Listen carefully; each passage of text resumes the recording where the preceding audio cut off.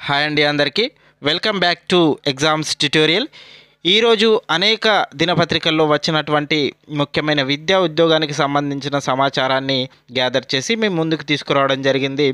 ఇలాంటి మరిన్ని వీడియోలకు సంబంధించిన వీడియోలు పొందడానికి ఛానల్ని సబ్స్క్రైబ్ చేసుకొని చూడండి. అలాగే వీడియో చూస్తున్న ప్రతి ఒక్కరూ వీడియోని లైక్ చేసి ఛానల్కు సపోర్ట్ని అందించండి.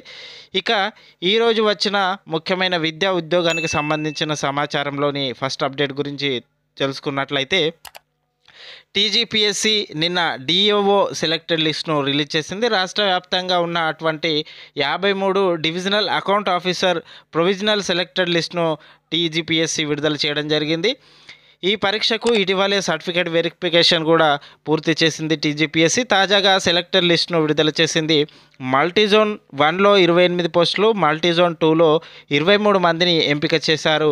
ఎంపికైన వారి వివరాలను టీఎస్పీఎస్సీ వెబ్సైట్లో అందుబాటులో పెట్టామని అధికారులు తెలపడం జరిగింది. ఇద్దరి ఫలితాలను మాత్రం హోల్డ్లో పెట్టామని చెప్పడం జరిగింది. దీనికి సంబంధించి టీజీపీఎస్సీ వెబ్సైట్లో సెలెక్టెడ్ లిస్ట్ని అయితే అధికారులు ఉంచడం జరిగింది.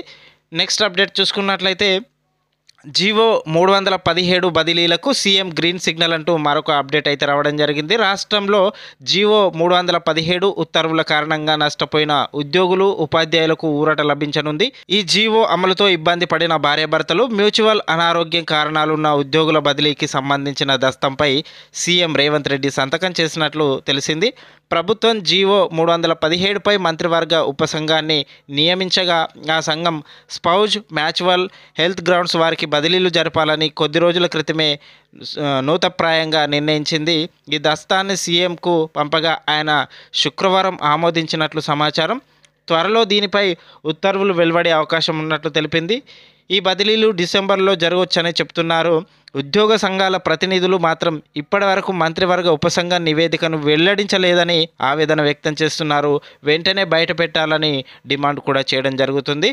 జీవో 317 బదిలీలకు సంబంధించి సీఎం గ్రీన్ సిగ్నల్ ఇచ్చినట్లు ఒక వార్తనైతే ఇవ్వడం జరిగింది. ఇక నెక్స్ట్ అప్డేట్ చూసుకున్నట్లయితే, బ్యాక్లాగ్ పోస్టులు భర్తీ చేసే ప్రయత్నాలు. రాష్ట్ర నిరుద్యోగ రక్షణ జేఏసీ వ్యవస్థాపక అధ్యక్షుడు మహిపాల్ యాదవ్ చెప్పడం జరిగింది. బ్యాక్లాగ్ పోస్టులు భర్తీ చేసే ప్రయత్నాలు జరుగుతున్నాయని, రాష్ట్రంలో మళ్ళీ బ్యాక్లాగ్ పోస్టులను భర్తీ చేసే ప్రయత్నాలు జరుగుతున్నాయని, దీన్ని ప్రభుత్వ దృష్టికి తీసుకెళ్లినా ప్రభుత్వం పట్టించుకోవడం లేదని, దీనివల్ల నిరుద్యోగులకు అన్యాయం జరుగుతుందని రాష్ట్ర నిరుద్యోగ రక్షణ జేఏసీ వ్యవస్థాపక అధ్యక్షుడు మహిపాల్ యాదవ్ అన్నారు. శుక్రవారం నిజామాబాద్ ప్రెస్ క్లబ్లో ఏర్పాటు చేసిన విలేకరుల సమావేశంలో ఆయన మాట్లాడారు. దొడ్డిదారిన బ్యాక్లాగ్ అభ్యర్థులు నిజామాబాద్ జిల్లాలో కూడా ఉన్నట్లు తమ దృష్టికి వచ్చిందని, ఇప్పటికైనా విరమించుకోకపోతే ఆ వివరాలను సేకరించి ఎప్పుడైతే బ్యాక్లాగ్ పోస్టులతో నియామకం అవుతున్న అభ్యర్థులపై చట్టపరంగా చర్యలు తీసుకుంటున్నామన్నారు. ఇప్పటికైనా ప్రభుత్వం బ్యాక్లాగ్ నియామకాలను నిలిపివేయాలని, లేదంటే పెద్ద ఎత్తున ఆందోళన చేస్తామని ఆ సమావేశంలో జిల్లా అధ్యక్షుడు ప్రమోద్ పాల్గొనడం జరిగింది. దీనికి సంబంధించి ఒక న్యూస్ అయితే రావడం జరిగింది. నెక్స్ట్ అప్డేట్ చూసుకున్నట్లయితే, ఐటీ ఉద్యోగ సాధనకు టీశాట్లో నేటి నుంచి శిక్షణ.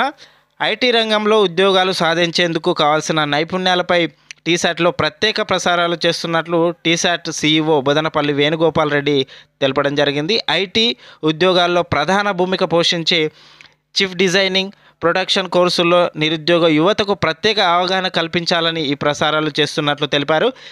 తెలంగాణ ఐటీ కమ్యూనికేషన్ల శాఖ డిప్యూటీ సెక్రటరీ బనేష్ మిశ్రా శనివారం ఉదయం 10 గంటలకు ఈ కార్యక్రమాన్ని ప్రారంభిస్తారని, ఉదయం 10 గంటల నుంచి మధ్యాహ్నం 12 గంటల వరకు ప్రతి శనివారం టీశాట్ నిపుణ ఛానల్లో, మర్నాడు విద్యా ఛానల్లో 7 నుంచి 8 గంటలకు ఈ కార్యక్రమాలు ప్రసారం అవుతాయని, ఏప్రిల్ 26 వరకు ఈ శిక్షణ కార్యక్రమాలు కొనసాగుతాయని విద్యార్థులు సద్వినియోగం చేసుకోవాలని ఆయన కోరడం జరిగింది. ఐటీ ఉద్యోగ సాధనకు టీశాట్లో నేటి నుంచి శిక్షణ కార్యక్రమాలు మొదలు పెడుతున్నట్లు ఒక వార్తనైతే ఇవ్వడం జరిగింది.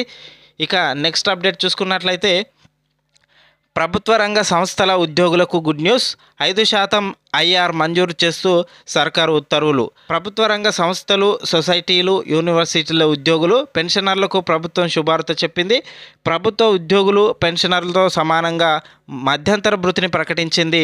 మూల వేతనంలో 5% ఐఆర్ మంజూరు చేస్తూ ఆర్థిక శాఖ శుక్రవారం ఉత్తర్వులు జారీ చేసింది. ప్రభుత్వం ఉద్యోగులు, పెన్షనర్లు, స్థానిక సంస్థల ఉద్యోగులకు గత ఏడాది అక్టోబర్ 2న ఐఆర్ మంజూరు చేసింది. తమకు కూడా మధ్యంతర భృతి ఇవ్వాలని ప్రభుత్వ రంగ సంస్థలు, సహకార సొసైటీలు, యూనివర్సిటీల్లో పనిచేసే నాన్ టీచింగ్ ఉద్యోగులు ప్రభుత్వాన్ని కోరడం జరిగింది. అంగీకరించిన ప్రభుత్వం వారికి కూడా ఐఆర్ వర్తింపజేస్తూ ఉత్తర్వులు జారీ చేయడం జరిగింది. ప్రభుత్వ రంగ సంస్థ ఉద్యోగులకు గుడ్ న్యూస్, 5% ఐఆర్ మంజూరు చేస్తూ సర్కారు ఉత్తర్వులు జారీ చేయడం జరిగింది. దీనికి సంబంధించిన వార్తనైతే ఇవ్వడం జరిగింది.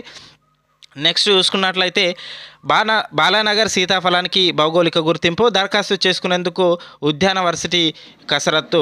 మహబూబ్నగర్ జిల్లా బాలానగర్లో పండే సీతాఫలం భౌగోళిక గుర్తింపు జిఐ కోసం దరఖాస్తు చేయాలని తెలంగాణ ఉద్యాన విశ్వవిద్యాలయం నిర్ణయించింది. భౌగోళిక గుర్తింపు దక్కితే చట్టబద్ధ రక్షణ లభిస్తుందని భావించినట్లు తెలపడం జరిగింది. బాలానగర్ సీతాఫలానికి భౌగోళిక గుర్తింపు చేసేందుకు దరఖాస్తు చేయాలని ఉద్యాన వర్సిటీ కసరత్తులు మొదలుపెట్టింది. దీనికి సంబంధించిన వార్త.